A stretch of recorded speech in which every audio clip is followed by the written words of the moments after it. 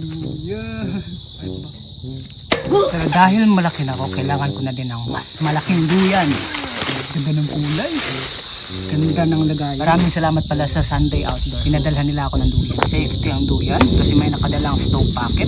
Ito yung nali na dala niya. Mga 2 meters ang taas. Yan. Tapos dalawa sila. So itong packet niya nakakabit sa duyan. Parang ang ganda ng tela niya. Medyo manipis siya. Smooth, soft. May dalang carabiner na. Matibay din yung carabiner niya. Sky blue siya combined siguro. Pag mabasa ito, madali itong matuyo. Kasi quick dry na tela. Kabit ko dito.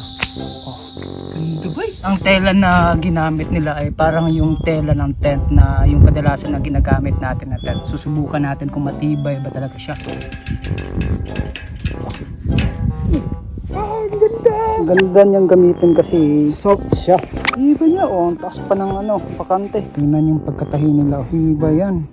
Ikaw kung mahilig ka din sa outdoor tapos wala ka pang duyan, check mo lang dito sa yan basket. Ang dami kang mapipilian dyan ng magandang duyan.